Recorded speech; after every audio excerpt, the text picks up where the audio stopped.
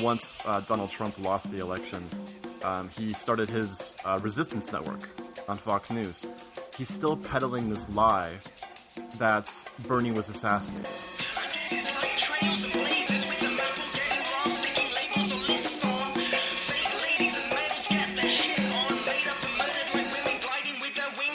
All right, hello there, and welcome to Owls at Dawn. We are just two dudes who grew up in Southern California. We traveled the world in order to study philosophy, politics, and religion.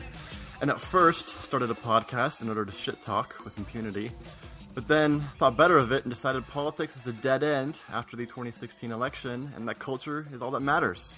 I'm Troy Polidori. And I'm Austin Hayden Smith. Yeah, as we all know, since politics really is downstream from culture, a lesson we learned in the past year, that after Trump came out and said that Beyonce should have won the Grammy for Best Album instead of Adele, that his ratings in the polls just tanked, and he lost the election. Clinton won the presidency in a landslide. And of course, very soon after that, Bernie Sanders was found dead at the bottom of a pool in a Holiday Inn.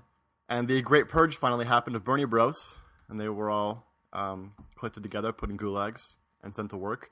And the rest of us who learned our ways, and changed our ways, I should say, and learned to be good centrist liberals, had all of our civil and political energy sucked away from us. Mm-hmm. And so our podcast now is about culture, which is what it should have been all along. I mean, if we're going to be honest, right? Yeah, just music, movies, books, a little poetry every now and then. That's about it. That's all I got life for. Which is really how you actually change the world, right? Yeah. I mean, you watch a lot of TV and you listen to a lot of music. And you talk a lot about it in really important terms. Yeah, and you buy a lot of knickknacks through Amazon. Yes, consumer politics. That's the only kind of politics that matters. Consumer post-politics. True. Well, okay, so then let's just get into our episode as we always start every episode with our shitty minute. So, Troy, it's your turn this week. What do you got to rant about? So my shitty minute is going to be about politics, but just a little bit. And I think it will be okay, and we'll get past the censors. If not, then you'll never hear this or hear from me again, in which case, what are we going to do about that? So, as we all know, once Donald Trump lost the election, he started his resistance network on Fox News. And he's been ranting and raving as the new Glenn Beck since then, and combating his anti-Trump propaganda, calling the election fake news, the whole thing. And we're not really paying attention to it, right? But the really important thing is that he's still peddling this lie that Bernie was assassinated. He's the only one left who still believes this. I mean, everyone else still believes that's in the gulags, so that's part of it. But they're there rightly so. And I just want people to stop focusing so much on who killed who, or which group is purging others of their livelihoods, all these kinds of things, and realize that it's absolutely true, and the medical reports have confirmed that Bernie just failed to realize that drinking Diet Coke straight from a 2-liter bottle while eating Mentos caused his heart to explode. Yeah, I mean, facts are facts, right? And in this age, we understand when reports come out with medical information, we need to just let it be at that. So, who am I to dispute a coroner's examination, So, I don't know, man. Plus, the dude was old as fuck, Like, anything was going to tip him over the edge. I'm surprised he even made it through the campaign and he made it through the primaries. That was a lot of stress to put on that old dude. You saw his hair in his suits that he could barely fucking manage. Come on, man. You think that guy could handle some soda with some extra sugary content in there to give it that extra pop? Nope. It's like a seagull. Did you ever, when you were a kid, did you ever have friends? I never did this because I never tortured animals. But did you ever have those friends that were like, oh, if you give a seagull an Alka-Seltzer, that's Bernie. That's what happened. What happens when you give a seagull Alka-Seltzer? Oh, it expands and they have little tiny tummies, and the Alka-Seltzer, it bubbles up and it fizzes up. They burst and they die. So they eat the Alka-Seltzer and then they fly away and then they just drop out of the sky. And they die. Oh, I had no idea. Yeah, it's evil. It's like, Sid from Toy Story. Evil motherfucker shit that starts with torturing toys and then it graduates into seagulls and then you become a serial killer. Wow. Yeah, I never did it. I just had friends that did it. And so I know about it because that's evil shit. But I'm making a comparison here between the poor seagull's belly and that old Jewish man. Yeah, plus, man, only a fucking old guy like that's going to be able to, like, find Mentos. Where do you find Mentos nowadays? Dude. You probably had them stocked up since 1972. Whenever I think of Mentos, I always think of the Dave Grohl, Foo Fighters song, the Foo Fighters song. You know that music video, and it was like that parody. It's so good. I know. The Foo Fighters is the great American band right now. We can all agree on that, right? Yeah, you know, I had some friends that were just at a Ghost concert. Do you like Ghost at all? Oh, I fucking love Ghost. Oh, do you? Okay, so my friends saw Ghost in Glasgow at O2. And I was reading a little bit on Ghost, and apparently Dave Grohl actually secretly dressed up as one of the, what are they called again? The ghouls, the nameless ghouls? Well, it's Papa Emeritus, and then, I think they're just called the Ghouls. The Ghouls, yeah, the nameless ghouls. I think Dave Grohl actually performed as a drummer one time as a nameless ghoul. So I was like, that's kind of cool. There's all sorts of rumors that, like, every famous rock and metal musician has played with them at some point. Oh, really? These guys. Yeah. Yeah, it's kind of like the cool thing now. Oh, that is But that would be awesome if Dave Grohl did, though. That'd be totally cool. Mm-hmm.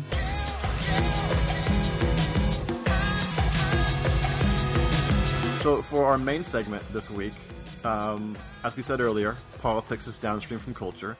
And there's no point in talking about politics right now, at least not unless we guys it are going to put it into the sort of guise of culture itself.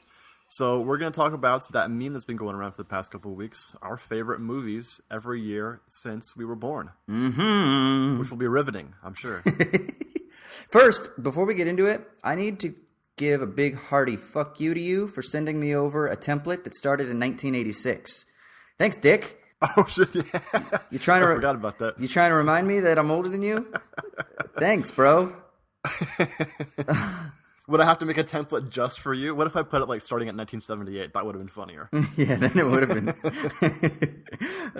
So does this mean that I have, like, unfettered choices before you jump in here? That I just have to kind of like... You do. You got a couple of your own goes here.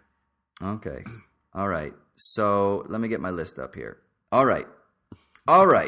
So, 1983. I mean, this is... To me, I know so many people hate this of the three in the trilogy that were originally released, but it was my favorite when I was a kid because those Ewoks were badass. Return of the motherfucking Jedi. 1983. Okay, is it your least favorite Star Wars movie, though, of the first three? Oh, yeah, of course. But, okay. But that's okay. But, now here, I have to say this. My list is going to be a little bit...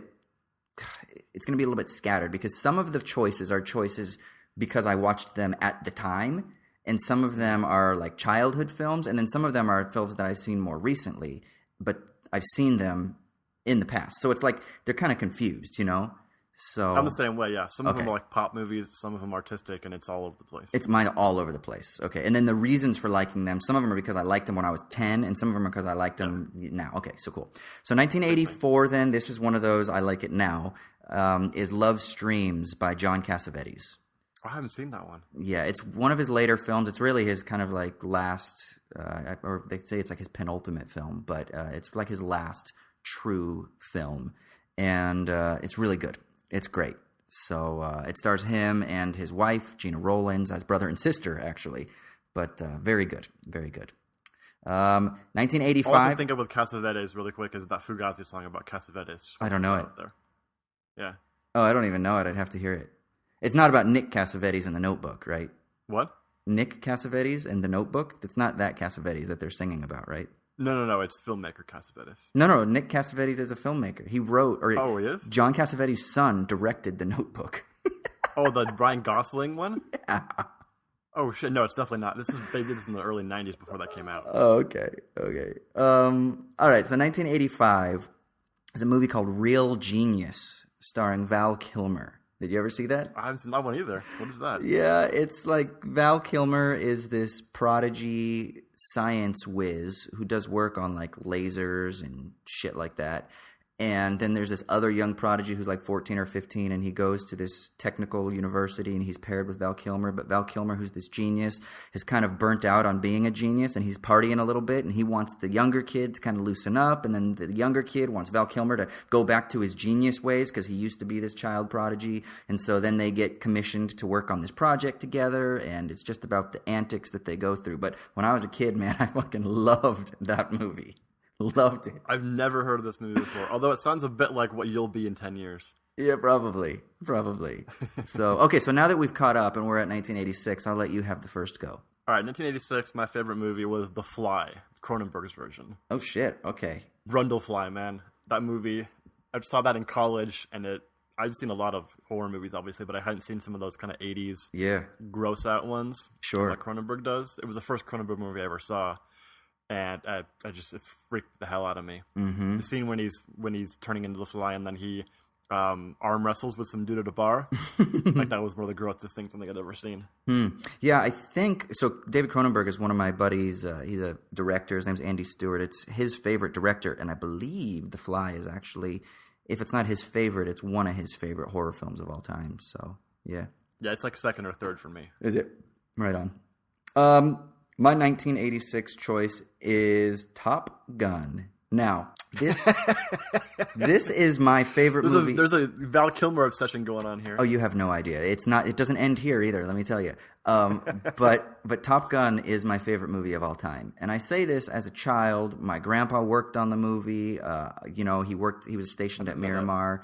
Yeah, he was one of the consultants to help the Flyboys and stuff like that. So, but I was obsessed with Top Gun from when I was a kid. I wanted to be a fighter pilot because I wanted to be like my grandpa, and I wanted to be like Maverick and Iceman and shit. So Top Gun was my favorite movie from when I was a little boy. And I mean, I would still say it's my favorite movie of all time just because it was my favorite for so long. So Top Gun, 1986, Tony Scott, the best Tony Scott film ever. I'm probably the same way with Space Jam, I guess. Yeah. All right, so 1987, mine is Evil Dead 2. Evil Dead 2? 2 is the best Evil Dead, and it's not even close. I haven't even seen it. Evil Dead 2? No. Are you sure you haven't seen Evil Dead 2 and think it's Evil Dead 1? Maybe. It's the more famous one, for sure. Oh, is it? Yeah. Okay. It's the one where Bruce Campbell loses his arm and puts the chainsaw on and the whole thing. Oh, yeah, okay, I've seen it. Yeah, so Evil Dead 2 is brilliant. It's gory. It's Sam Raimi just giving no fucks. Right. It's amazing. That's I mean, all the shots of the camera, I don't know what you call it, where the camera's low to the ground and it's running through the woods like some demon. That's just like the coolest shot in horror movie history. Yeah. It has to be. All right, so my 1987 choice is totally fucking stupid and ridiculous, but again, it was one of my favorite movies from when I was a kid. Mannequin, starring Kim Cattrall and Andrew McCarthy. I don't know that one either. Dude. So it's like this woman in Egypt gets cursed or some shit like that, and she becomes a mannequin in a store, like a store mannequin, and she can only come to life in the presence of someone, and I think it's because it's like they're meant to be or some shit like that. And so somehow she comes to life whenever Andrew McCarthy is around, and then it's about her trying to become fully human again, and she can only do that with Andrew McCarthy and somehow and shit like that. And she does, and it's got that what's that song that, and we can build this dream together, standing strong forever. No, was that Jefferson Starship? That sounds like every a gospel song. Nothing's gonna stop us now, and if this world runs out of lovers, we'll still have. Yeah, so that's the closing credits song. But that was one of my jams when I was a kid. So this sounds like a parody of 80s movies right now. I know. All right, 88. 88 for me is My Neighbor Totoro. What the fuck is that? It's anime. It's Miyazaki from Studio Ghibli. Yeah. One of his more famous films. And I'm not a huge anime fan or anything, but I saw this movie only 4 or 5 years ago. And I had no idea what to expect. I just knew it was very critically acclaimed and beloved by a lot of people. And it wrecked me. It was just gorgeous, beautiful film. I don't care if you're 80 years old, 60 years old, whatever you are. Watch My Neighbor Totoro, and it's brilliant. My Neighbor Totoro. Wow. It's like it's a kids movie, but if it doesn't matter, kids of all ages, literally every age, will love this movie. It's great. You know what? I've never actually seen one of his films. Oh wow, it's gonna make a couple appearances here. But there's a cat bus, man. What's a cat bus? Bus. It's a cat bus. It's a bus. It's a cat. It's just a great. It's a great sort of analogy or allegory, I should say, for suffering.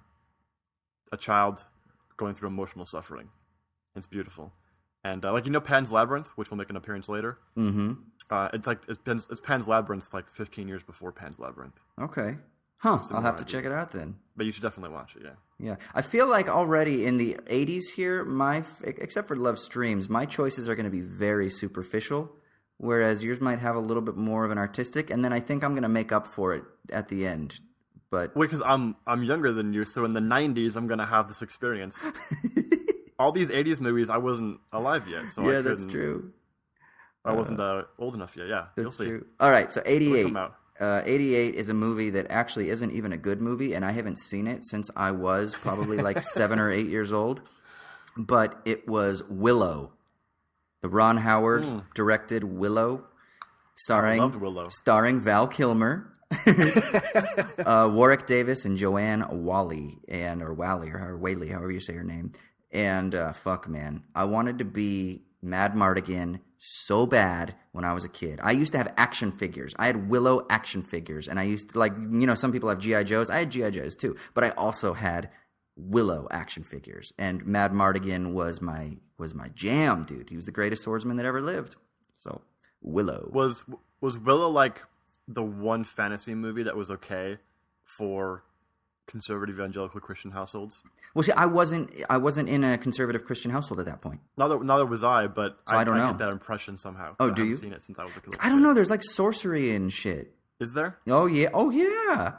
Warwick Davis. I don't remember. His whole thing is he's a little sorcerer. He wants to be a powerful sorcerer. And the evil Bavmorda, I don't know, Bavmorda, I can't remember how you say her name, but she is a sorceress. And she's fucking evil, and she turns all the soldiers into pigs and shit like that. And Willow, he has a whole segment of scenes when he has to turn this one really powerful sorceress who was like exiled on an island, and she's a rat, and he has to try to get her back to her human form so that they can help take over this evil queen sorceress Bavmorda. So yeah, a lot of sorcery and dark shit. It's pretty dark, man. I don't know if a lot of those evangelical households would find it to be super safe. That reminds me of the fantasy movie that was always okay was The Princess Bride, but they never got that it was ironic. Like they thought this was an appropriate and like accurate telling of like courtship, and not just completely ironic the whole time. Yeah, that always kind of bugged me. Yeah, it's interesting. That's actually one of my favorite movies of all time. And I didn't put it on the list. I completely forgot about that film. So whatever year that came out, add that to the list. That's somewhere around there. Yeah. All right. So 1989 for me is Jesus of Montreal.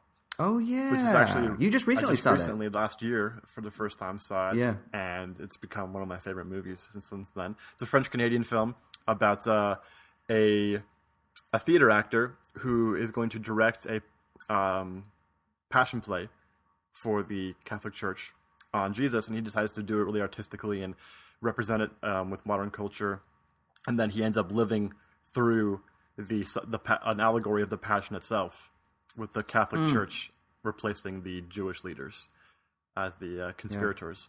Yeah. And it's a really beautiful film. It hits every button I have. It's artistic. It's politically liberal. It takes religion seriously. Yeah, it's great. Yeah, I got to see that one. I haven't seen that one yet. So, I know you told me about it, and I haven't checked it out, but I really do want to see it because it sounds right up my alley. So, 1989, what you got? All right, 1989, James Cameron's The Abyss. You like that film? Dude, when I was a kid, I was fucking obsessed with it. Isn't it like 4 hours long? Probably, but I was fucking obsessed with it when I was a kid. I think I wanted to be an adventurer at one point after I wanted to be a fighter pilot, and then my grandpa said, "No, you don't want to be a fighter pilot." And then I was like, "Are you sure?" He's like, "Yeah, trust me, you don't want to be a fighter pilot." And I was like, "Okay, no. I think I've always had an adventurous spirit, and the idea of them going down into the bottom of some random oceanic trench just seemed so amazing. Now, I think the ending, now that I see it as an adult, I think the ending is whack as fuck, but it's interesting, I think, up until the ending. And then as a child, my memories of the film actually kind of stop at the ending. Particularly the last bit when, like, the city of Atlantis surfaces or whatever the fuck it is. That's just stupid. But I block that out mostly in my memory, my childhood memories of this film. It's mostly just about John Bean or Michael Bean and him, trying to sneak a nuclear warhead and the tensions, and Ed Harris having that suit where he's like sucking in liquid. And as a kid, I just thought that it was so fucking interesting and imaginative and big. And so it just seems so interesting. I've always been fascinated with under the ocean things. It's like in The Spy Who Loved Me, the James Bond film, how they've got that underwater kingdom and, the car turns into an underwater submarine. I've always loved that kind of shit. So I loved The Abyss when I was a kid. Man, no wonder you liked Westworld. It's just some connection with Ed Harris when you were a kid. Probably. It's like your movie daddy. 1990 for me, here's where I get to be a kid and can actually watch movies. Tremors with Kevin Bacon. Oh, dude, I love Tremors. I have seen this movie probably more times than I've seen any other movie in existence. I used to watch it. What the hell is that smell? Kevin Bacon is so good in this movie. He's playing Kevin Bacon. He's playing Kevin Bacon, but it's fantastic. And I forget the name Reba of the other McEntire. Guy. Oh, yeah. Her and her husband, how they have that bunker. It's so fantastic. The other guy Bert and whatever Reba's character's name is. But yeah, what's the co-star? Yeah, I forget his name. But he's the grizzled like veteran, right?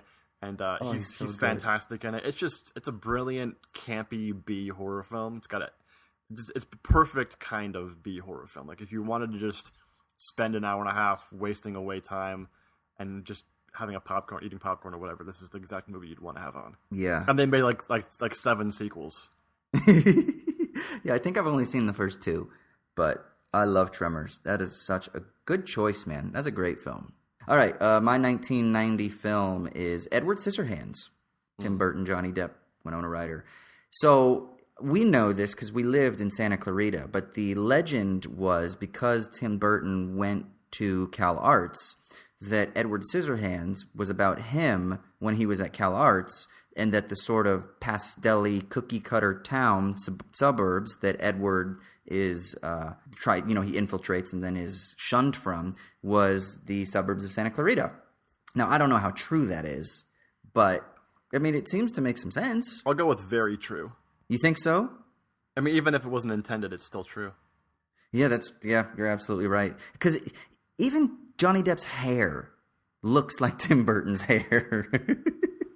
All wild and crazy and shit. So, and I think Tim Burton does kind of fancy himself as a sort of eccentric artist that, at least at the time, was a bit of an outcast. And definitely in Valencia, he would be an outcast. So, yeah, Edward Scissorhands, love that movie. There's nothing like casting like one of the hottest guys in the world to play you, and to play you as a very, very attractive, ugly person. All right, 1991 for me is Terminator 2. Which, actually, now that I think of it, I may have seen more times than Tremors. It's possible.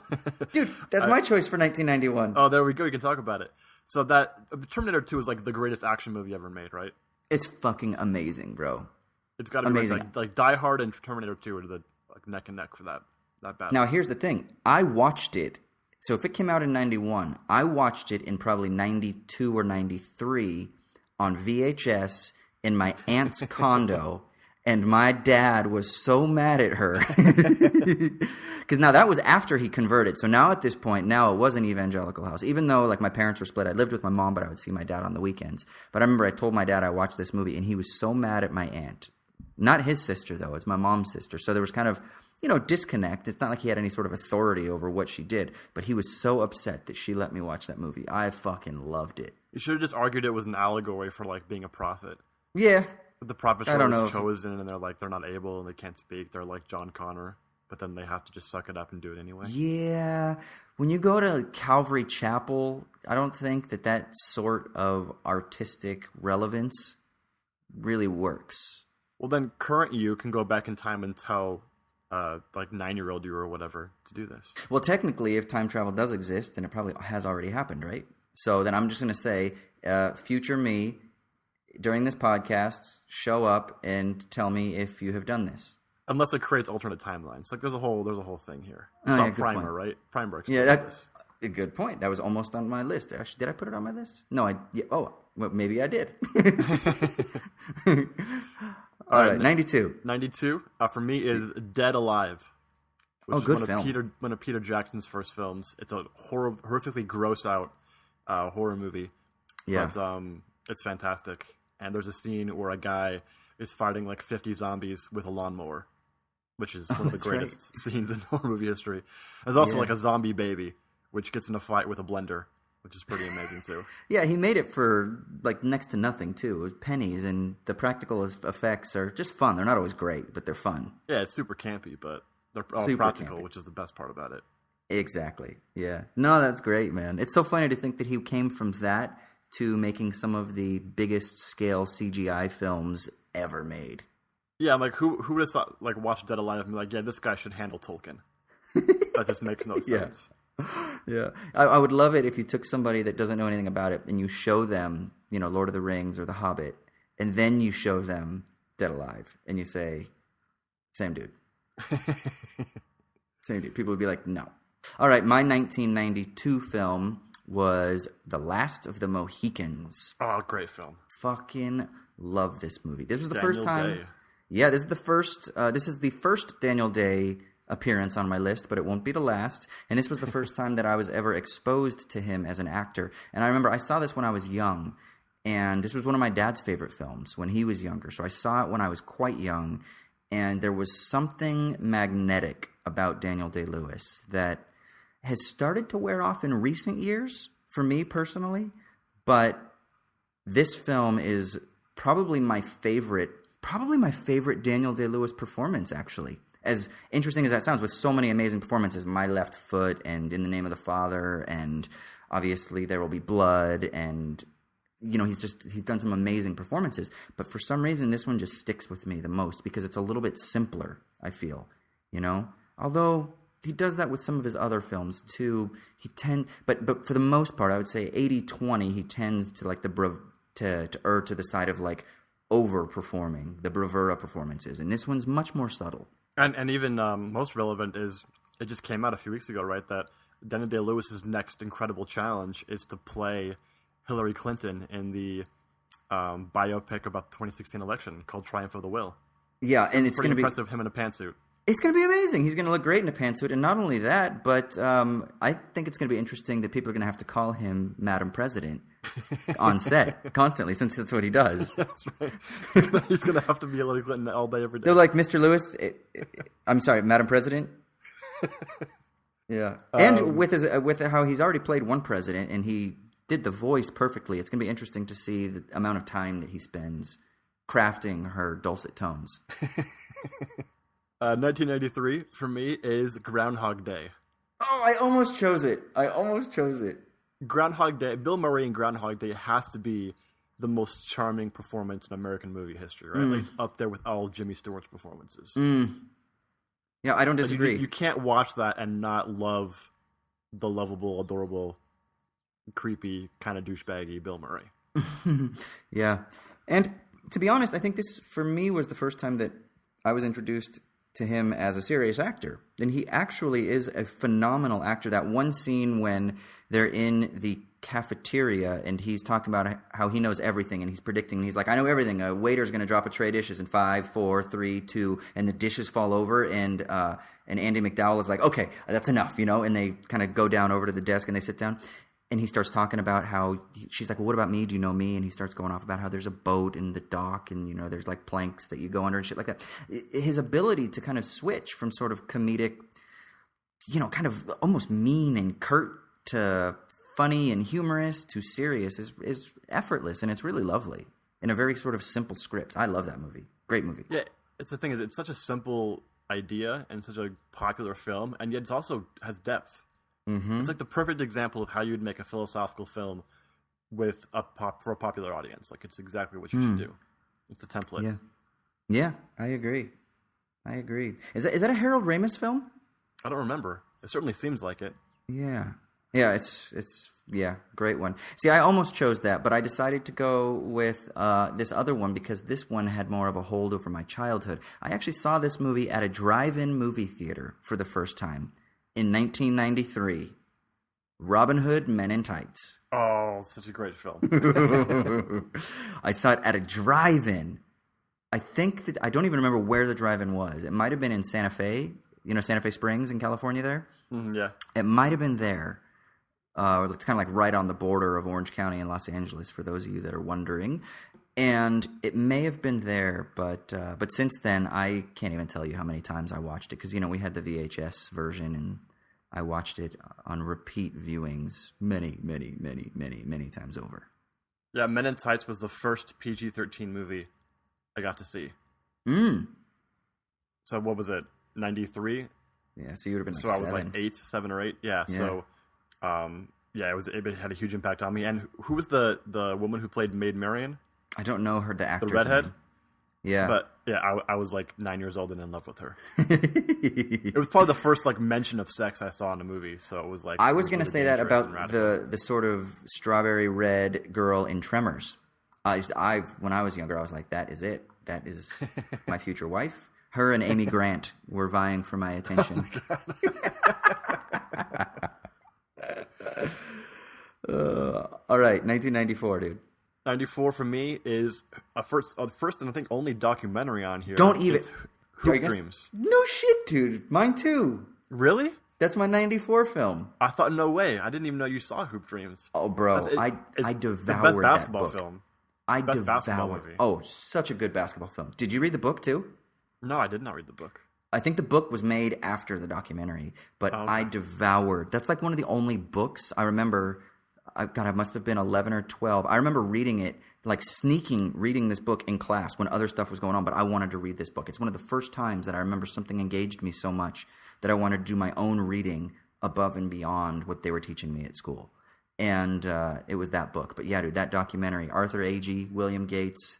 And I loved basketball so much as a kid, so that obviously draws you in. Yeah. But just the story of the two kids trying to make it. And it's pretty amazing to think about. Neither of them made it, obviously. But that didn't affect the movie at all. And that shows that the depth of the film was so much more than just that. Yeah, a fucking great movie, man. Yeah, so that's 2 we have of the same one. We should have done an over-under to see how many we would get. Okay, over under 5 by the end of it. I'm going to say under. I'll say over. Okay. I'm gonna say we'll get to 4. Okay, 4.5 then. We'll say over under. I'll say over. You say under. Okay, perfect. Okay. All right, 95. 95. For me, 12 Monkeys. Ooh, good movie. I love this film. One of the best sci-fi films probably ever made. Bruce Willis is fantastic in it. Yeah. Brad Pitt has his best role ever. Yeah. Ever in this, and he just goes nuts and it's perfect. One of the few occasions where overacting was called for. Mm-hmm. And so it actually fit really well. Yeah, because it fits with the tone of the film. So, absolutely. So it's okay. And just Terry Gilliam's skewed. I don't know what you call it when you skew every shot, so it's off kilter. But he's kind of he did it in Brazil and he does it here, and it fits perfectly with the whole. You feel disoriented the whole time you're watching the film, which is appropriate because that's the way it's shot, and it's just a very effective film. Yeah, very good film. 95. Now this was because I saw this movie in the theaters. And I was 12 at the time, and I remember the line was insanely long, and it was at a movie theater that my dad, that his contracting company had helped build, which was called the Irvine Edwards 21 at the Irvine Spectrum in Orange County. Shout out to the suburb yuppies. Toy Story. That movie, it was like revolutionary to me. I remember seeing it. And I couldn't, the line, dude, I'd never been to a movie where you had to stand in line for hours just to get tickets. So now I know other people in their history had done that. But for me, this was the first time that I did that I stood in line for ages to get tickets. And we saw Toy Story in the huge IMAX screens at the Edwards 21 in Irvine. And so that was fucking just insanely impactful. And I just thought it's a great movie, man. It's really well done. And it kind of revolutionized the history of animated films. Yeah, it was the first completely computer-generated animated film, right, I believe? Yeah, feature length, yeah. Feature length, yeah. Yeah. Because I think it was Roly Poly Oly was a short that they did, and I believe that was the first of its kind, but it was a short. So I believe that Toy Story was the first feature. All right, 96, brother. 96, for me, is the first of many Coen Brothers films, Fargo. Yeah. I mean, what else do you have to say about Fargo? Just watch the movie. It's brilliant. It's a tour de force. It's one of the best dramas, thrillers ever made. Everything about it's perfect. Steve Buscemi. Oh my God. Yeah. Yeah. Okay. Yeah. No, I mean, it's great. I considered it, but I had to go with a film that actually had more of an impact on my life, probably to my detriment and to the detriment of every person that has known me that is of the opposite sex. But Swingers. Oh, God, yeah. Yeah. Vince Vaughn. And Jon Favreau, you're money, baby. You're so money you don't even know it. Little did we know Vince Vaughn was playing Vince Vaughn in that film. I know. That's exactly right, man. But he did this thing in Swingers that he has now replicated in various other films where he likes to compare a character to an animal. So there's this bit where they're in this club and Jon Favreau is hesitating to go over and talk to Heather Graham, I believe.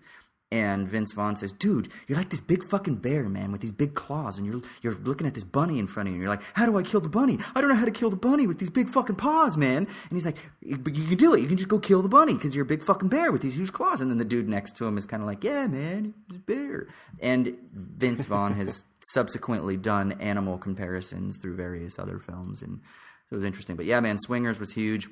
When I was like 19 or 20, my buddies and I used to always use the phrase, act like you need the shit, you get the or act like you don't need the shit, you get the shit for free, which is obviously extremely fucked up, but, but yeah. So this is like your sexual urtext. Yeah, this is my sexual urtext. Yeah. Yeah. Confessions with Austin again. All right, 1997. This has a cool story behind it. Okay. I'll get through pretty quickly here. Life is Beautiful with Roberto Benigni. Yeah.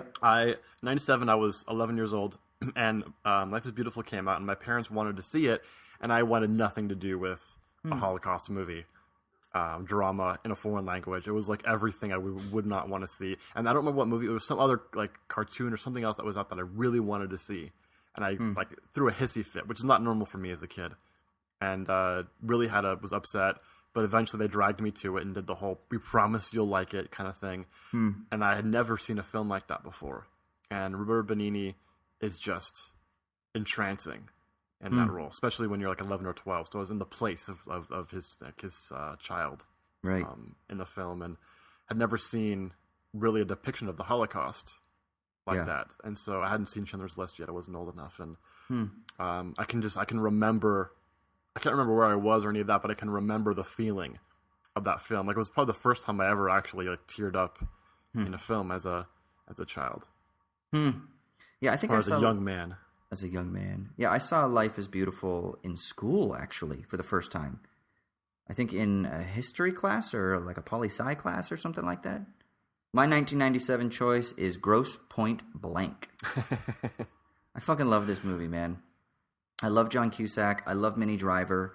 Actually, as weird as it might sound, in terms of acting performances, for some reason, there is something so subtle and so nice about John Cusack, Minnie Driver, and Jeremy Piven's acting performances in this film that I think are so understated because they're so simple. Because we are so used to praising like the Daniel Day-Lewises and the Sean Penns and the Marlon Brandos, the big, huge moments, tears streaming sort of performances. But John Cusack and Jeremy Piven have like this just really simple, relaxed. I mean, granted, they were best friends anyway, so that's basically just them being friends with a camera pointed at them. But I just fucking loved it. I thought it was really nice, and it's a simple film, but I fucking loved it. I still love it. Yeah, good memories of that film for me too. 98, my favorite movie of all time. You know it. Everyone who knows me knows it. The Big Lebowski. I have every line memorized. I know every scene. I've seen it probably 300 million times. It was on repeats constantly in college. Yeah. In my apartment. Yeah. Yeah. Yeah, every time in Glasgow there's a bar/restaurant that's called Lebowski's. And I think I've probably taken screenshots of their menu like 3 or 4 times because all of their White Russians that they serve, which are like sent that to me 30. One time, I think I've sent them a couple times. I think I think I've sent a couple times.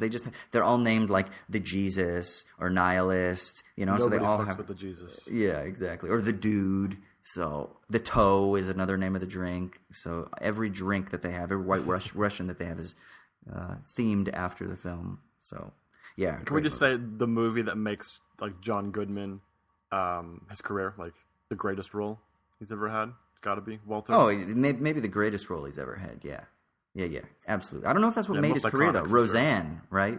Oh, that's true. Yeah.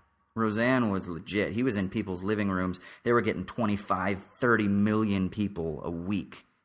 I mean, can you imagine the ratings? Now you're lucky if you get 20 million. Roseanne, it was like 25, 30, 35 million viewers a week is what they were getting. Because you didn't have many options, but but yeah, man. So that was probably the film that made his career. But yeah, man, definitely his best performance. And Jeff Bridges, obviously. No, you don't have to say any more about that. Yeah. No. What's your 98 film?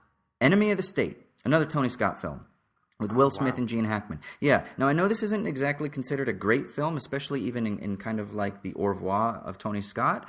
But, God, I fucking loved this movie. Now, this was a film I saw when I was 15 years old. And I think I snuck into the theater with a buddy of mine because it was one of those, we used to do the thing where you buy a ticket and then you like hop so you buy one ticket, but you can go see like 2 or 3 films. And I believe this was one of the ones that we snuck into because I remember there was a sense that like we were doing something really special. You know, like I thought we were really cool. Fucking 15 years old, sneaking into the movies and seeing Enemy of the State. But I fucking loved it. Absolutely loved it. Dude, remember when we had time to go see 2 or 3 movies in a row? God. Yes. All right, 99. 99 for me, Fight Club. It was hard. This one was hard. There were a few ones that were difficult for me to choose from. I'm not sure I like this movie as much now as I did then, in retrospect. But then it was everything. Well, this is number 3 then, or this is our third, I should say, film that we've chosen, because Fight Club for me was the 99 film. Yeah, and same, it was about that time. Like, I went through a stage where I wanted to dress like Brad Pitt, and I wanted my body to look like Brad Pitt's, you know, in that poster, the famous picture of him, and I was like, that is what a man's body. I'm going to do that. I'm going to work out so hard, and that's going to be my body. And did you realize that the very movie itself was critiquing your wanting to be that? Yeah, but I didn't realize it when I was 16. That was the thing, right? Like, in college, we had fight clubs in dorm rooms. And it was like, does no one here understand that the movie is actually leveling a heavy critique against your desire to do these things? Yeah. Oh, okay, never mind. I wonder what Fight Club's legacy is going to be, though, in like 30 years or so, with the whole alt-right ideas and all that stuff kind of taking a lot of the Fight Club anti-SJW stuff with it. Yeah, and I mean, it's got kind of that sort of anarchist bent, right? Where they blow up the credit cards at the end, and it kind of fucking TV show with the hackers. Mr. Robot? Yeah, thank you. It's kind of Mr. Robot-y, right? I remember actually when I first watched Mr. Robot, I was like, oh, this is kind of a rip-off of Fight Club, right? You know, they're attacking the large corporation, and the idea is that they can reset credit balances and things like that. But, you know, there's that anarchist bent that I think was kind of appealing to me as a teenager when I was, you know, I was in a punk band at the time. So, you know, it was kind of influential to me for a long time. It's still just an absolutely great film. Yeah. Even if it's going to have a complicated legacy, it's a great film. And Edward Norton and Brad Pitt are fantastic in it. Yeah, and so was Helena Bonham Carter. Yeah, she's fantastic. Oh my gosh, she's so good in it. She's great. Yeah, she's great. All right, so 2000. I have a feeling we might actually have the same one. So I have a tie here. Oh, and it's okay to have a tie if both are top 10 films of all time. It's okay to have a tie. Okay. I feel like. Okay. I'll choose if I have to, but it's Memento. Okay. On one hand, and Oh Brother Where Art Thou. All right. And if I had to choose, it'd be Oh Brother Where Art Thou. But it was really hard because they're both top 10 films of all time for me. The only reason I'm worried is because my 2000 film is Memento. And well, that counts as a tie then. And then and then that gives us 4. And so now I'm worried that my over-under is in jeopardy with 15 years to go. Okay. I mean, Memento is got to be one of the most interesting and mindfucky films. Yeah. That's not a pure art film, at least. Yeah, it's one of my favorite films of all time. Trying to be representational of some idea. Yeah. Yeah. Did you ever watch the DVD version where you can watch it in linear sequence? No. Yeah, the DVD deluxe version that I have, you can watch it in, from front to back linear, and so it's super boring when you watch it that way. Is it? But I watched it that way when I first got the DVD, just because I wanted to put it all together in my head. And it was kind of interesting to see. Interesting. The actual plot was. Yeah. Huh. But it's one of those movies. Like, did you feel like you had to watch it again as soon as it was over? Oh yeah, dude. I remember when I first watched it, because again, I was relatively young, at least we'll say intellectually young, the first time I watched it. And I had no fucking clue what was going on. I mean, I got it, but then at the same time, I knew that I had missed so much. So I didn't rewatch it immediately then, but it was definitely one of those ones where you watch it and you're like, I've got to see that again. Whereas a lot of times you see a movie and there's a sense of release, you get that jouissance, whereas in Memento, I didn't. It was more of a stimulation. Yeah, exactly. It definitely is to put it in a cliche, it makes you think. Yeah, 100%. It engages and challenges you. And it's basically, I love when movies challenge you and say, I'm going to expect you to do some work here and not just sit back and be passive and receive stimulation. Yeah. I love exactly. All right, 2001. Spirited Away. That's my second Miyazaki film. Yeah. A beautiful, gorgeous movie. I mean, just like My Neighbor Totoro, it's an allegory for childhood and coming of age and the whole kind of classic and cliche stuff. But it's brilliantly told. It's incredibly emotional and impactful, and the visuals are gorgeous. Yeah, it's just an amazing film. Yeah, I've got to see some of his films then. Maybe I'll start with My Neighbor Totoro. Is that it? I would start with Spirited Away. It's the most famous one, for sure. I'll have to check it out. He came out with one recently, a couple years ago, that was supposed to be his last, right? Yeah, well, I think The Wind Also Rises was supposed to be his last. That's the one. Yeah. I think he recently said he's coming back, though. Oh, did he? Okay. He can't stay away, man. He's like Michael Jordan. Yeah. All right. 2001, Mulholland Drive. Oh, I need to watch this again. I haven't seen it since it first came out, and it mind-fucked me with the lesbian stuff. I was too young. and I just got turned off from it, so I think I need to watch it again. Yeah, you do. It's a great film. I mean, are you a Lynch fan more generally? Yeah, I mean, generally. Yeah. It's a mind fuck. All of his films are a mind fuck. But yeah, Mulholland Drive, 2001. Is that your favorite Lynch film?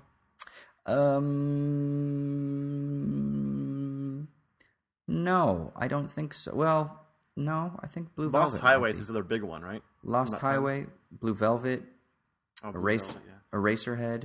I don't know if it is my favorite of his films, but it was my favorite from that year. That's for sure. It's not a film, but I can't wait for Twin Peaks to come back. Yeah, that'll be legit. Love me some Agent Cooper. 2002 is Charlie Kaufman's Adaptation. Oh God, I can't believe I have a Nicolas Cage film in here, but I adore this movie. And it's about like a screenwriter, so of course you would have to love this, right?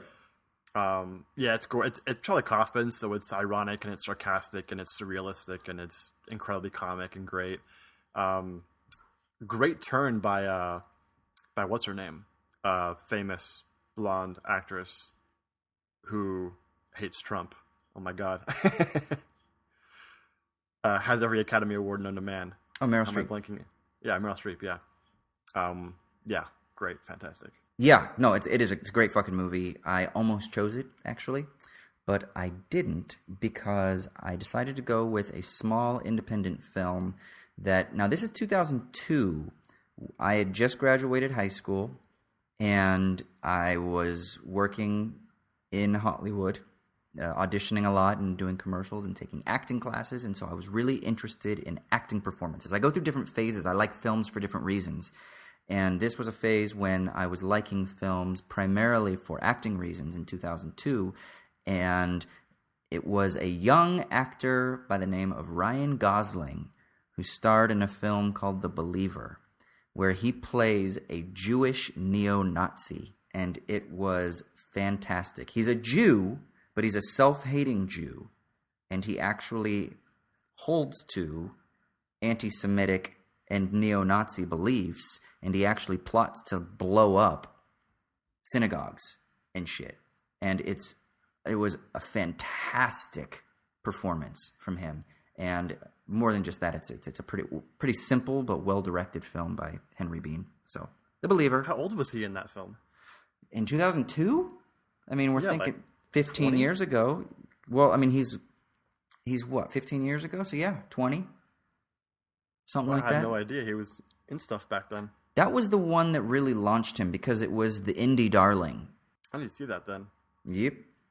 2003, for me, is Chan-wook Park's Old Boy. Huh. Do you not like Old Boy? No, I just have it at a different year. You have it on a different year? Yeah. What year do you have it on? 2004? 2005. What? Well, maybe, did it come out? Maybe there was a U.S. release date that's different. Maybe there was a from the, U.S. release date in 2005. And the Korean one. We'll check on that later. Okay. But that counts as 5. Does it? It does. Maybe. It does. Sort of. Okay. Yeah. There's controversy now. Yeah, that's right. There's got to be controversy. There's always controversy. But Old Boy is great. I mean, yeah. Visually, it's, talk about grabbing you in with the plot. Guy gets kidnapped for 15 years, no idea why. And it's got that great, just ridiculous South Korean horror premise to it, which would like never work in an American film because it's just too out there. Yeah, they tried. They did try. Remember? Spike yeah, Lee but tried. that movie was bad for other reasons than just that. But yeah, it was. I remember first watching that movie in college and just being floored by it. Yeah. And the one scene where he fights like 50 guys into one long shot. Yeah. And he's got a knife in his back in the middle of it. Oh yeah, that blows you away. The reason that scene was so amazing was because we're so accustomed to action films where, you know, Jason Bourne gets hit 50,000 times and he gets up and he doesn't really get phased. This looked pretty much like this is what would happen if you did take on 50 guys. Now, of course, there's obviously some movie magic, but at least he gets the shit kicked out of him and he's beat up and there's a little bit more of a material reality to the hits. Yeah, I guess the guy who plays Daisu is a pretty famous South Korean actor. Okay. And so there was a lot of, for people who are veterans of South Korean film, I guess it was a pretty awesome experience to see him like play this role where he gets the shit kicked out of him and all this. Yeah. I guess it'd be like if George Clooney was doing this for us, something like that. That would be pretty impressive. Yeah, see, I always admire when actors aren't afraid to get dirty. And I mean that because, you know, a lot of times they want to look good or they want the light to hit them right. But I love it when an actor just says, fuck it, that's not the point, man. Let's just be true to what's going on and let's get gritty and nasty. I love that. That's beautiful. What do you have for 2003 then? Dogville by Lars von Trier. Oh. This might be my favorite von Trier film. I got so obsessed with it that I actually watched Dogville multiple times, and then I watched the documentary about the making of Dogville multiple times.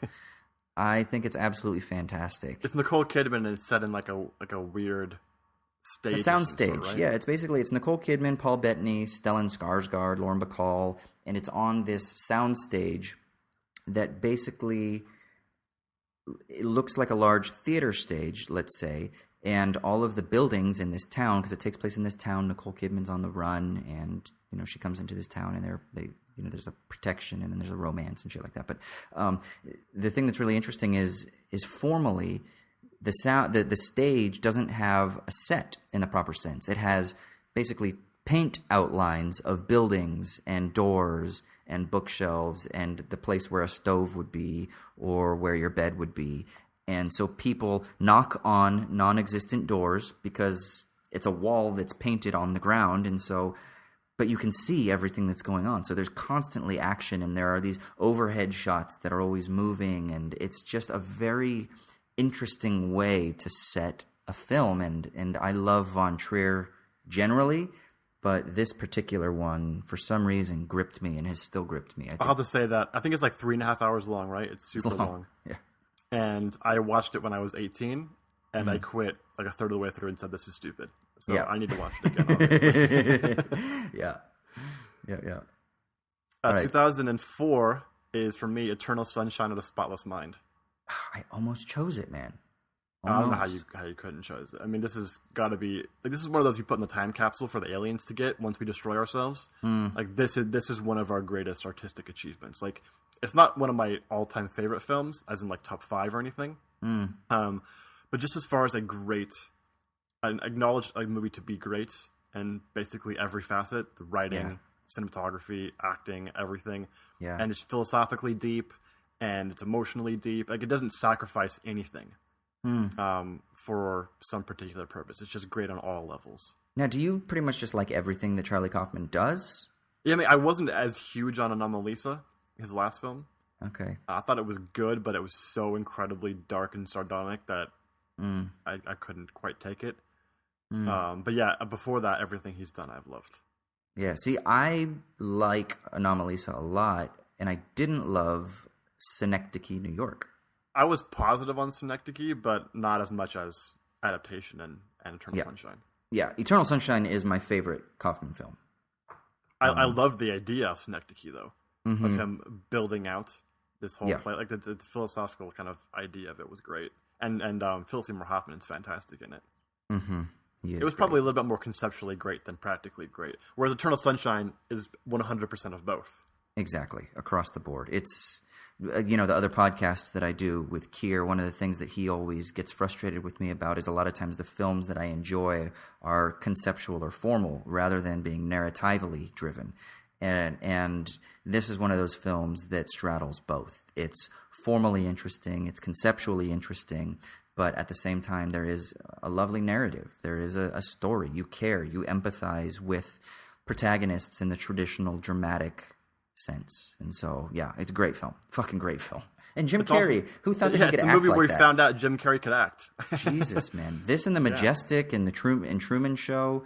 I remember when he did those 3 films, it was kind of like, oh, this guy could be a serious actor. And then he kind of started doing weird-ass shit. Like the number 23 or whatever. Yeah, what the fuck is wrong with him? I don't know. What do you have for 04? Primer by Shane Carruth. Oh, yeah, that was a close one for me. I love Primer. Do you understand it? No, of course not. What are you fucking talking about? I don't understand that. I don't understand Upstream Color. I don't understand Shane Carruth. But I know he's doing something interesting. And I love him. Great films, though. Fucking brilliant. Yeah, and that to me is worthwhile. Even if I don't fully follow, even if there are things that I don't always agree with, if you're going big and you're doing it on a limited budget. I mean, he wrote the film, he produced the film, he directed the film, he stars in the film, he composed the music for the film, he edited the film. Right? Yeah. Yeah, I mean, I think for, $10,000, $15,000, something like that. So, yeah, fan-fucking-tastic. Yeah, you're going to be a friend with somebody if you show them Primer and they go, I have no fucking idea what's happening, but that's the point. Yeah, exactly. Like, you need to be drawn into the chaos of the timeline. Like, if you feel like you're following it, then there's something wrong with you or wrong with the way you're experiencing the movie. Yeah. All right, 05. 05 is actually my second documentary. I forgot about this one. Grizzly Man. Oh, yeah. Good movie. Grizzly Man, Werner Herzog's film. It's my favorite Werner Herzog film. It was the first one I ever saw of his. And the way he addressed the emotional and philosophical depths of a crazy guy who wants to go and like just be with bears all the time. And the fact that he didn't romanticize it and celebrate it, but he found it worth diving deep into. And of course the baritone Werner Herzog narration is just so you can lull you to sleep and timeless. Everything. It's great. Yeah, I think I love Werner Herzog because I liken him oftentimes to a child who is exploring the world phenomenologically. So he perpetually lives in the Husserlian epoche, that he just brackets the assumptions of lived experience, and he is always living in phenomenological reduction. And that's how he functions, but he does it with a camera in his hand. And I watched a Q&A with him after his last film, Lo and Behold.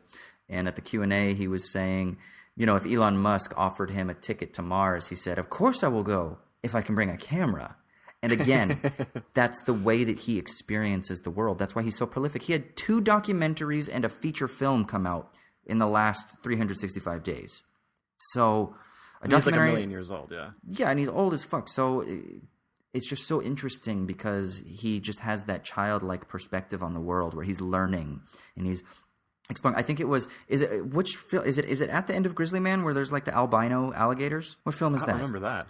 There's some fun. Oh no, no! It's the cave one. Okay, Forgotten Dreams or whatever. Yeah, I think at the very end of that's right. It's that one. At the very end, there are these fucking albino alligators, and they have nothing to do with anything except he starts like musing in his narration. He's like, "I wonder what these alligators thought of these cave paintings." It's like, what? And the reason he shot them is because he had already shot his film. His story was done. But then he saw these cool albino alligators and he wanted to explore them and film them. It's the most amazing thing. He just lives in that state of epoch, and I think it's beautiful. Yeah, you know you're a great filmmaker when you like are so you're on the edge of self-parody at almost every moment. But it's totally okay for you to do it, and no one else could. Mm-hmm. It's just his style. Yep. All right. My 2005 was Old Boy, so we can just move past that because we already talked about it. So okay. 2006. 2006 for me is Children of Men. Ooh. Which it's Alfonso Cuarón, right? I believe, his film, and I mean, even just it didn't do that well, and it doesn't have the stature that I think it really should, given that politically, it's probably the most sort of depthful, accurate portrayal of post 2001 political climates in the West of basically any movie. I mean, the way that it portrays all this chaos happening sort of in the background of Clive Owen's story. Yeah. And it is brilliant and one of a kind, and it's obviously shot amazing. Yeah, and there's the one car chase scene. Oh, I was just gonna say the camera where it's like, what is it, 360 degrees or some shit? The way the camera flows in and out of that car, and if you do one thing, watch the YouTube video that's the part of the documentary on how they shot that scene. It's incredible. The work they had to do to put into it. Yeah, fantastic movie. It'd probably be in my top 3 from that year, but my number 1 was Pan's Labyrinth. That was my battle. Yeah. That's also a top 20 movie of all time for me. Yeah. I adore Pan's Labyrinth. It's amazing. It's one of my favorite films of all time, and I think that was when, in 2006, I was 23, and I think I probably had just started thinking about things at a more academic level because I was a late starter. I didn't go back to school till I was 21, 22. I was just about 22, so I was 22 really. And I saw this film around then and this idea of magical realism. But I think I actually saw it in 2007. I'll be honest, I believe you may have recommended this film to me. I don't know, but when we were in undergrad. And it's beautiful. It's impactful. It's politically interesting, dealing with Franco's Spain, and I just think it's a fantastic film. So. Yeah, the way that it hits all those buttons, right? It's politically subversive. It also has the magical realism aspect, and it uses that allegorically to talk about this emotional experience of the young girl, right? I mean, it hits all those buttons in a way movies just can't do. Yeah, it seems like most of the time. Yep. 2007 is, for me, No Country of Old Men. I think the only Best Picture winner I have on this entire list. I'm pretty sure. No Country for Old Men. No Country for Old Men, yeah. Oh, you said of. You said of. Oh, No Country for Old Men. Yes. I mean, what do you say about this movie? It's philosophically interesting, dealing with morality. Anton Chigurh, he's a classic all-time villain character, right? Walking around with a cattle prod. Tommy Lee Jones gives a bravado, understated performance that gives the depth needed to the film. And the end of it is just dark as fuck. I remember the blog that we used to run back in the day. You actually wrote a review of it, or a sort of philosophical analysis of the film. Oh God, I'm sure that's horrible. Ooh, we should find it. Google it. Oh my God, that's gonna be embarrassing. Yeah, this is like 19, 20-year-old me. So, yeah. All right, my 2007 film was There Will Be Blood. So I'm not always a huge PTA fan. I like a lot of his stuff, but I don't love his stuff. Like, Punch Drunk Love is good. Boogie Nights is good. He does good work, but I don't love him like I feel like I should love him as someone who is involved in the film industry, But this film, for some reason, really got me. And I don't know why, but there was something so stripped down about that weird soundtrack. That Johnny Greenwood did that. Yeah, that it just gets in there, you know? And, of course, Daniel Day-Lewis is the big over-the-top performance, but it works I in drink this. your milkshake! That was a meme for like 2 years. It was also in the reboot of Gilmore Girls. They have like this crew of millennials that sit around and they have a I drink your milkshake day where they go and to honor Paul Thomas Anderson, they go to a milkshake place and they share a milkshake. And before they do it, they're like, I drink your milkshake or whatever it is together. So it's a fantastic movie. I absolutely love it. And I think in this instance, it's one of Daniel Day-Lewis's big performances that I think actually is perfect. So Gangs of New York is a little over the top. Lincoln's good, but I feel like he's being a little bit self-indulgent. And even though he's totally self-indulgent in this film, for some reason it just works. It's supposed to be over the top. It's fitting to the whole affectation of the movie. Yeah, exactly, because he is a larger than life figure, so it's fitting that he would be a larger than life character. Yeah, very much so. 2008 for me is the Swedish movie Let the Right One In. Oh yeah, which is great probably movie. my favorite horror movie. The American remake was meh, as they always are, but the original Swedish film is gorgeous. It's just beautifully shot. The acting is very understated in a very Swedish way, which is perfect for the film. And I remember I was living in Scotland when I saw this, watching it on my laptop by myself when it was in the middle of winter, and that setting probably also impacted me as well. The experience of the whole film, and just the ending was very philosophically interesting as well for me. So that's why I think it had such an impact. Yeah, my 2008 film is The Dark Knight, and it was because this was a sort of reintroduction for me to superhero films, because I didn't see Batman Begins. I mean, I did, but I didn't really pay attention to it. Like, I don't have any recollection of my first time. I went back and I watched Batman Begins after The Dark Knight, but this film sort of brought the superhero genre back to me in a way that also resonated with my new burgeoning intellectual pursuits. And so the film was so important for me at that moment to help me think through various philosophical, political, social concepts, but that also fit within the context of something that resonated with the childhood me. Yeah, I'll agree that when The Dark Knight came out and I saw it, I thought it was one of the greatest movies I'd ever seen. And just because of where I was at the time intellectually and everything, it was a popular movie, but also had more depth to it than other popular movies did, or at least tried to. I don't think I like it as much now as I did then, although I still do enjoy it. But yeah, for a time period, that was certainly a really impactful movie. And of course, I mean, it goes unstated, but Heath Ledger's performance is like rapturing. Every time he's on the screen, you forget you're watching a movie. Yeah, it's amazing. All right, 2009 for me is Coen Brothers again, A Serious Man. Yeah, it's a great movie. Which is, I mean, I show this movie in my world religions classes when we're studying Judaism, just because it throws them for a loop to see this depiction of Judaism, and because I think it gets to some philosophical issues at the heart of kind of modern Judaism.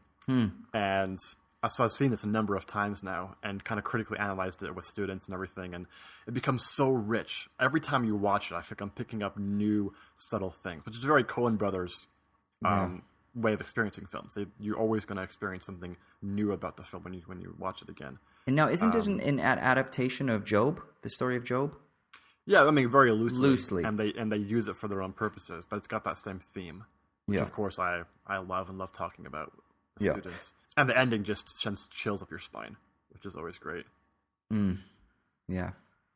All right, my 2009 film is Sin Nombre, Cary Fukunaga's film about a... I haven't seen this. Yeah, it's about a Honduran girl trying to immigrate to the U.S. and a young boy who is caught up in the violence of gang life who also wants to escape. And I believe it was his directorial debut. I think it's his first feature film.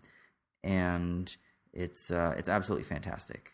So, I mean, obviously people think of him for other reasons now, especially more recently in the last couple of years with True Detective. And then, of course, he did Beasts of No Nation. But this was the film that really put him on the map. I'm gonna have to have a list of movies to watch now because of you. I know. Well, same. 2010. This is a guilty pleasure for me. Scott Pilgrim versus the World. That's a good movie, dude. I love this movie. It gets some shit from people for being too cute or whatever. It's like the most fun movie ever. I mean, it's because I can remember seeing it for the first time and just completely forgetting everything about the world other than the movie. And that experience is pretty rare for me. So when it happens, I have an affection for a movie. Right. And just the whole video game feel of it was so fun, and the acting and the humor is right in my wheelhouse. I totally fell in love with what's her name, Mary Elizabeth Winstead's character. Oh yes, yeah. And I'm not a huge fan of what's his name, Michael Cera. Yeah, Michael Cera at all, but yeah, he's perfect for that role. Yeah, I mean the cast is kind of amazing too if you think about who's in it. So let me just read this off. It's Michael Cera, Mary Elizabeth Winstead, Kieran Culkin, Chris Evans, who's one of the exes. One of those vegan douchebags. Yeah. One of the exes, yeah. Anna Kendrick. Yeah, his sister. Brie Larson. Oh, I forgot she was in it. Yeah. Allison She's Pill. the main ex. Yeah. The drummer, yeah. Brandon Routh and Jason Schwartzman. Jason Schwartzman's so good. He's so good. In that role. So, I know, man. It's crazy to think of all the people in it. And not only that, but it is masterfully directed by Edgar Wright. Edgar Wright is so good. He is so good. I can't remember. I think the YouTube series is called Every Frame a Picture. And it's a guy who basically talks about the intricacies of various different filmmakers and what makes them interesting. So why is every frame a picture? I think that's what it's called, Every Frame a Picture. And he does one on Edgar Wright and how the sort of typical person, the way that they would do editing or the way that they would cut or the way that they would direct a scene of people at a bar is this way when someone gets a drink. But the way Edgar Wright does it is this way. And it's much more colorful. It's much more unique. It's much more affective because he's actually an artist with every frame of his film. His films, plural. And it kind of makes you have even a greater appreciation for what Edgar Wright does after watching this little YouTube video. It's a 10 or 12-minute video. Definitely check it out. I'll definitely check that out. Yeah. What do you have for 2010? Blue Valentine. Complete opposite feel. Wow, exact opposite. I know. It was the first Derek Cianfrance film that I saw. I didn't see his earlier films until afterwards. But I think that he is one of the most interesting filmmakers that we have in independent cinema in America. And it's, God, man. I mean, when you talk about a film that will affect you, this film will do it. Kind of like Manchester by the Sea did. It's got a very similar tone to it. And, of course, Michelle Williams is fantastic in both. But yeah, I grew up with her as Jen from Dawson's Creek. So to see her play this role was so interesting to me.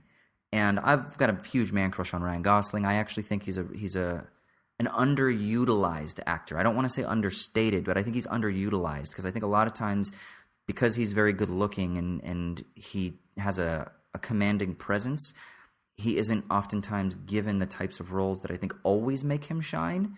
Even though I think sometimes he does. A lot of times he does, you know. And his two films that he did with Cianfrance both did that, obviously, you know. Place Beyond the Pines is phenomenal. Even though he obviously is not in the whole movie. But I think he has a depth to him that we don't always see. And I think it comes out sometimes. And in Blue Valentine, it's on full display. And so the acting is the performance is amazing. The direction is subtle and understated, but I think brilliant. And then the story is just hit you straight in the motherfucking heart. Yeah, absolutely. 2011, speaking of Ryan Gosling, is Drive. Oh, shit. Okay. Nick Refn's Drive. I remember seeing this movie and having no idea who this guy was who was making it. What is he? Yeah. Is he Finnish? He is Danish. Oh, Danish. Okay. Yeah. Yeah. Because he did those movies with Matt Nicholson. Yeah, the Valhalla Rising films.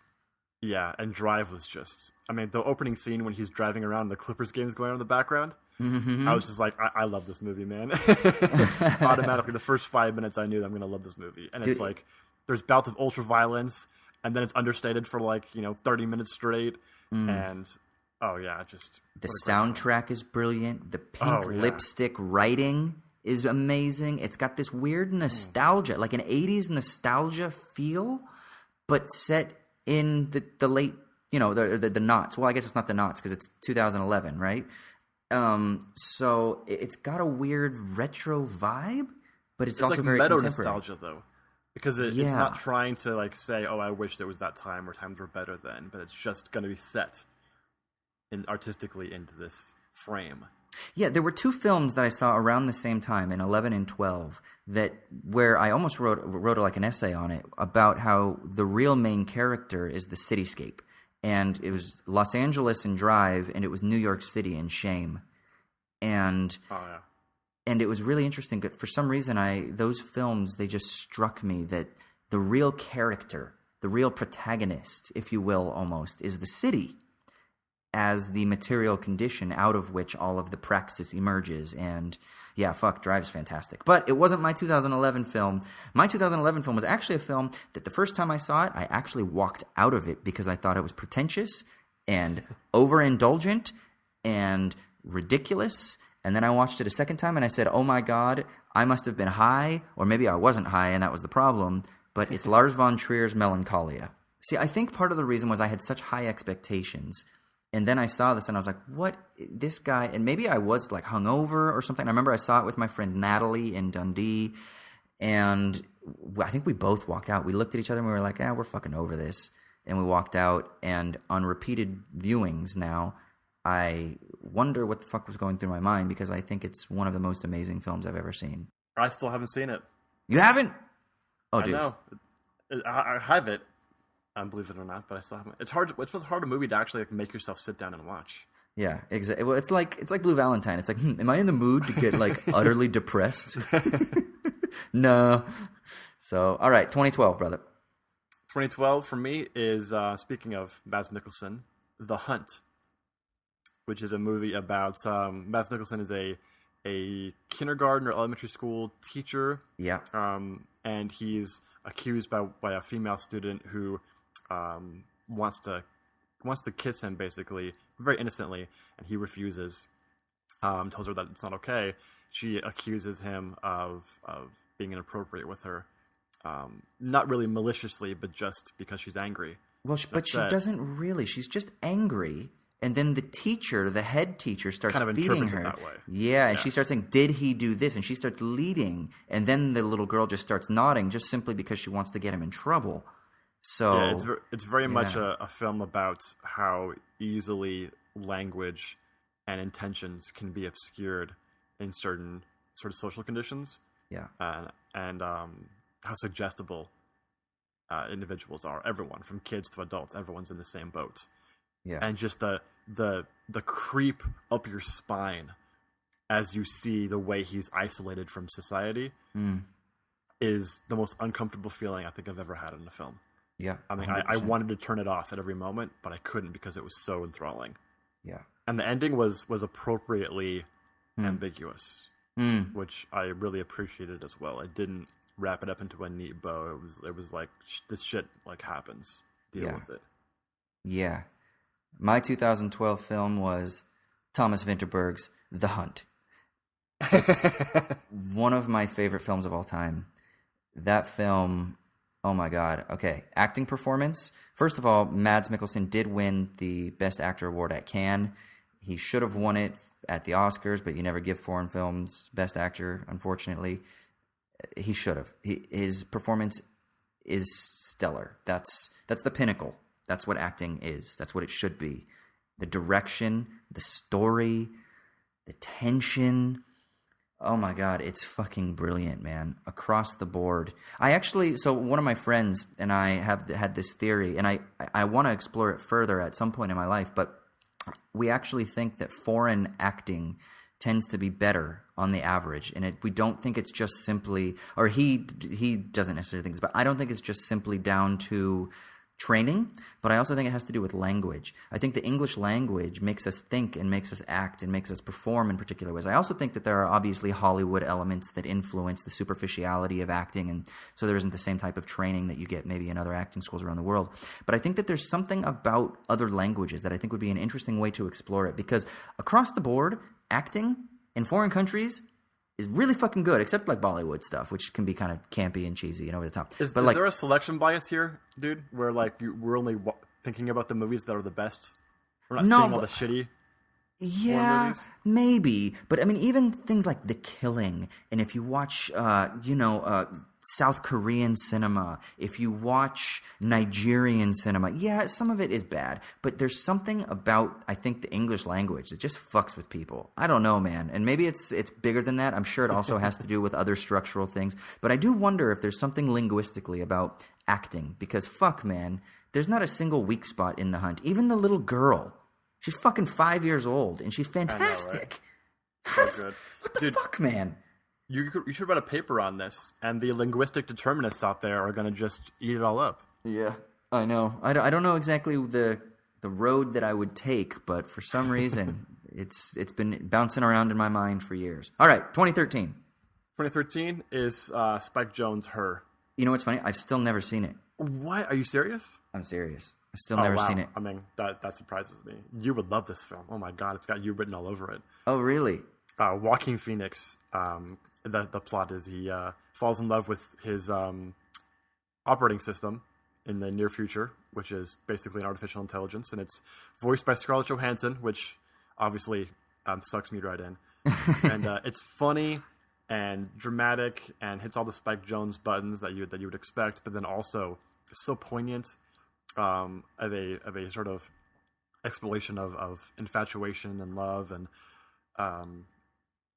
yeah, I mean, it's one of those movies when you come out of it, you have to talk about it with everyone that's seen it. And it gets annoying at times, I'm sure. But if it's that kind of movie, obviously, I'm going to fall in love with it. Mm-hmm. And I went to a screening at my college that I teach at of the movie and talked about it with students. And that was a great experience as well, because anybody will love talking about this film, because everybody experiences infatuation and wants to talk about it. So it's a universal experience. It's pretty rare to have a philosophical type movie that's universal like that. Yeah, I gotta see it. It's on my list, and it's just one of those. You know how your lists keep growing, and then you forget things that are on your list. Like I forgot that it was on my list, but it's on my list. All right, my 2013 is The Spectacular Now, James Ponsoldt film starring Miles Teller and Shailene Woodley. Did you see The Spectacular Now? Yeah, it's a really good movie. This film, for some reason, I was obsessed with it for a little bit. I think I watched it like 4 or 5 times within the span of a couple of weeks. There are just certain films that have done that. And I'm surprised I didn't put this film, but there was another film, like Zombieland, had that effect on me. I don't know why, but there was something. Sometimes certain films, I need to see them multiple times. I kind of almost become obsessed with the story, with the characters, with the feel, with the tone. And The Spectacular Now was this film for me. And it was my introduction to Miles Teller, and then I've seen some of his earlier films since then. And of course Shailene Woodley, she's just a dream in it, and they together, I mean, it's amazing. And I'm a sucker for coming of age stories, which you'll also see in 2 years' time. Actually, the next 3 films are kind of similarly related, but I'm a sucker for coming of age stories, and during certain times of my life, for some reason, they really speak to me. And for whatever reason, my 2013, 2014, and 2015, and 2016 film actually all kind of are in a similar sort of vein of kind of emergence and growth in life. So I fucking love The Spectacular Now. One of my favorite films of all time. Oh, wow, yeah. 2014 for me is Wes Anderson's Grand Budapest Hotel. Oh, great movie. It's my favorite Wes Anderson film. It's it's beautiful. I could watch Jeff Goldblum doing his thing in that film all day, every day, and never be tired. Yeah, I mean, I think that is Wes Anderson's best film. Yeah, 100%. 100%. That's fucking fantastic. I mean, they were talking about that film winning Best Oscar, So, obviously it didn't, but I mean, there were rumblings. That would have been one of a kind. Yeah, exactly. So, all right, my 14 film is Whiplash. Speaking of Miles Teller, again, 2014, I had moved back to Los Angeles. So I was living back in Los Angeles when I saw this film, and I was immersed in the the film industry up to my eyeballs. And for whatever reason, I mean, there were mutual friends that knew producers on the film. And so, I got to see it at a screening that was kind of an intimate sort of situation. And it was the performance. It was really the performance thing. Like I said, remember I go through different phases where sometimes I like a film for different reasons. Really, it was about the acting. It was the story and the simplicity of just a person and another person and the tensions and dramas that they have to try to reconcile. And the way that it's done in this film, I just think was absolutely amazing. So, fan-fucking-tastic film. 2015, Mad Max Fury Road.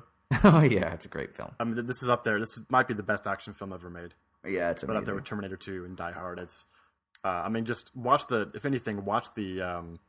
documentary on YouTube about the making of the film and all the practical effects and everything that went into it. It's amazing. It's beautifully shot. I mean, you feel like you're in a car in the middle of the long chase and throughout the entire movie. It's just like rocking you back and forth and never stops. Yeah. It's like the urtext of action films, right? Like it has to be. This is, if you want to make an action film, watch this before you do so. It is easily the greatest action film of all time. I mean, I know some people say The Raid or The Raid 2. No, they're great. This film does something. It does it on a completely different level. But my favorite film of 2015, another coming-of-age story, super, super indie darling, Sundance film, Me, Earl, and the Dying Girl. Oh, I love that movie so much. Dude, the scene, I don't want to give away too much, but the scene in the hospital when he's playing the movie and there's that song. Bawling. Bro. Every time. I've seen the film like 3 or 4 times now. I remember when I saw it in the movie theater, I'm not talking like little tears. I was literally like crying. I wasn't like just teary-eyed, bro. Like I was fucking crying, man. Oh my God. And that song, whenever I hear that fucking song, they use it so often. I don't even think about it in context. I think about it, it takes me back to that scene. Fuck, man. That movie. Oh, I love that movie. that movie is like the dude with the frilly hair and the cardigan, and then all of a sudden you say something wrong to him, and he just all of a sudden like brings out the jujitsu and beats the shit out of you, and you have no idea where it came from. It's like that in movie form. Like it's so indie and like twee, rye and twee and all that, and then it just kicks you in the nuts with emotions at the end. Oh my God, so good. And John Bernthal is fucking amazing in everything he does. Can we just say the Punisher as a school teacher is fucking perfect? So yeah, absolutely. Goddamn. All right, and then 2016. 2016 for me is Passengers. Really? I just saw that last night, and it was such a poignant movie about relationships, and I'm just kidding. It was a god-awful movie. Oh my God, I can't believe that. Was it bad? Okay. It was like the most rapey, non-Beauty and the Beast film I think I've ever seen.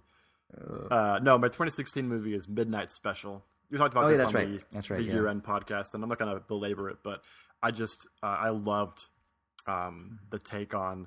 It was sci-fi, but then it's really this allegory for having a child and a child that's ill and possibly losing the child. It's just, I love the allegory in general, obviously, as you can tell from my previous films, and so that really affected me more than any film last year. Yeah, my 2016 film, we talked about it, was Sing Street, another coming-of-age story, but I think it's absolutely amazing. So, Sing motherfucking Street. Now, what about your 2017 film? Is it Beauty and the Beast so far? 2017 film's Get Out, man. Yeah. And it's gonna be. There's almost no way any movie's gonna pass that. It was that good. Yeah, I can see that. What is yours? Man.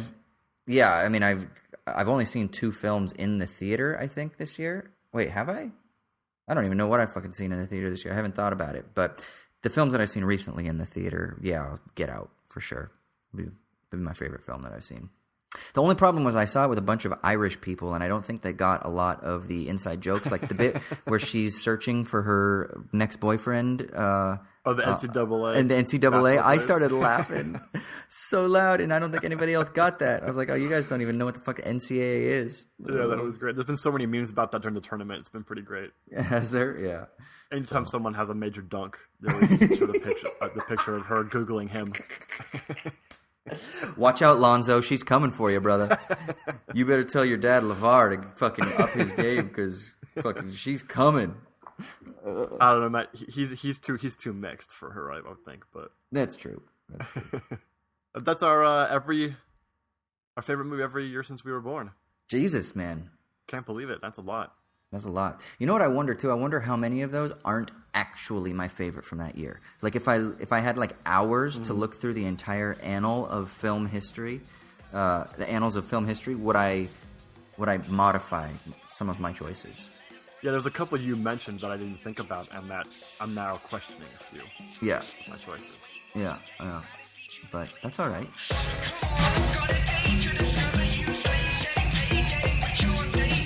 All right, well, anyway, our next segment is the Sticky Leaves, where one of us talks about what's bringing us meaning in a relatively meaningless world.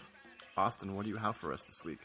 All right, so my Sticky Leaves this week is a book that I started reading. It's a book called Creating Freedom, The Lottery of Birth, The Illusion of Consent, and the Fight for Our Future by Raul Martinez. Now, he, I don't believe, was trained in philosophy, but the book is basically a sort of compatibilist reading of freedom. So he talks a lot about brain chemistry, he talks a lot about cultural conditioning, and why it is that we need to completely then discard the sort of voluntarist notions or the libertarian notions of freedom that we find so often that kind of condition our economic, political, and social rhetoric. And so he talks about what this will do is it'll help us to actually develop empathy, and it'll help us to come up with alternative forms of justice rather than just simply punitive. It would be restorative, because if you start to realize that you aren't actually ultimately responsible for all of your actions, then we need to have a different tack for how it is that we seek to address the things that we do or the things that we don't do or our certain proclivities. And it's really well written, and I think the reason that I like it is because it isn't a book of philosophy, it's a book of popular nonfiction. And so that's why I want to talk about it in my Sticky Leaves, because I think a lot of times, philosophical works like this can be a little bit obtuse, whereas this is definitely something that's accessible and it's relatively enjoyable. It's not like reading a Matt Taibbi book or something like that. It's not humorous thus far, but it's at least well written and it flows and it's a quick read. And at the same time, he's dealing with some, pretty interesting philosophical concepts that I think, obviously you and I have talked about the relationships of philosophy, and we studied in our undergrad the ideas of freedom and determinism and things like that. So, it fits really well kind of within the sort of a more properly philosophical paradigm. And I think I'm enjoying it so far. That sounds interesting, especially from that perspective of writing about that subject. It would be interesting to read. Yeah, exactly. And it makes me think I'd like to see more of this. As I'm reading it, it makes me think, God, I wish that I were better at disseminating hard philosophical concepts in a way that I could reach out to people. Like you and I have talked about all kinds of different book ideas in the past, and it's something that I would like to learn, or it's a skill that I would like to cultivate to a greater degree moving forward, is to be able to communicate these really interesting, deep philosophical themes in a way that I think would also, be able to be consumed for a larger audience rather than just a bunch of academics sitting in their office that are jockeying for tenure or something. Yeah, fuck that, man. Exactly. So check it out, Creating Freedom by Raul Martinez. I just got a Kindle version. I know so many people, they like hardback or hard copy versions. Fuck it, this is a Kindle book for sure, or an audiobook.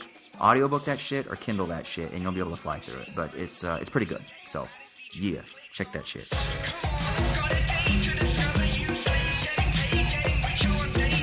Speaking of for a larger audience, for our bullshitting segment, which is where we talk about something that either doesn't matter or we don't know anything about, we have this new series of Clinton appearing on season finales of every show on television coming up for her victory tour. Yeah. So she was on the season finale of Girls last week, and I was pretty impressed with her saving everybody from a fiery bus crash. Yeah, and her pantsuit was unwrinkled. She looked great afterwards. You know, her little hair situation that she's got going on was still intact. I don't know how they do that, but, you know, she's kind of a female Jason Bourne in a pantsuit. Yeah, the fact that she could show no emotion after the intense flames of the bus crash and saving a bunch of people's lives was very impressive. Yeah, and I'm curious to see how the writers of Girls Now are going to kind of create the story arc around this. Like, is this going to be a recurring role, or is this just a one-off? Or is this just a special guest star? Well, they're going to have 7 more opportunities. I guess they have to, right? With her in office, so it should work. Possibly more than 7. I mean, I'm not going to, you know, things can happen. Yeah. We can only hope, right? Yeah, that's true. So what else? Yeah. It sounds like next she's going to be on, the rumor is she's going to be on The Walking Dead next. Is she going to play a zombie, or what's she going to play? Well, I don't think so, unless it's a heroic zombie. I'm pretty sure Hillary Clinton will kill Negan. That's my prediction. Are you watching The Walking Dead? I am not caught up, dude. I am so far behind. Negan's the worst character ever created for television. Who's the actor? Jeffrey Dean Morgan. Oh yeah, but I like Jeffrey Dean Morgan too. Yeah, I know, me too, but not here. Not here? His character is terrible. Why is his character terrible? They decided, what if we made a character so evil that all he did was evil stuff, and all he said was evil stuff. But he's also charming and charismatic. It's a parody of every charming sociopath. And he carries around a nail bat, and the writing is terrible for his character. He's totally one note. There's no depth to him. And they introduce him in the beginning of the season in this horrific way where he kills a bunch of people. And then they're going to draw it out for like 16 episodes of him just doing the same shit over and over again. Like, it's just monotonous. Oh my God. Unless Madam President comes in and whacks that dude, right? It'll all be worth it when Her Highness comes and just pantsuits the shit out of him. Yeah, that's right. She'll go up there like she did in the debates and just say, "Is this who you're voting for? Really? That's right. Negan?" And she'll court the moderate sociopaths. That's right. From the other side, That's right. And it will work. Moderate normalization for the win. Well, okay, so then after The Walking Dead, what can we expect to see in the world of entertainment for Madam President? What do you think she should be on next? What season finale should she be on?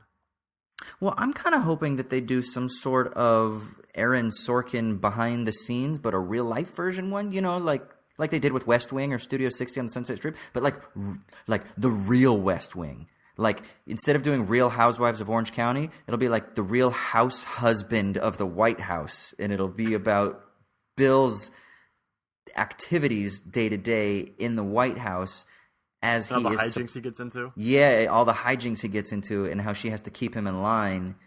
You know, I think that's what it should be. I can honestly say that sounds like it was made just for me. Right? Me too. The ratings would go through the roof, man. And, I mean, considering that everybody loves Madam President, she could get the best screenwriter. She could get Aaron Sorkin to write it, you know? Yeah, he would do anything for her. He is the court scribe.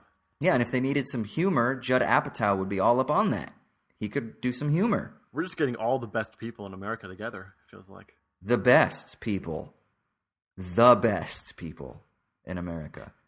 I'm kind of hoping that she'll be on next season finale of Westworld. Will she be the master architect? So, like, she is the one who even came up with the plan. She incepted Anthony Hopkins' mind and gave him the blueprints to even come up with anything at all. Yeah, it turns out Anthony Hopkins the whole time was actually a robot.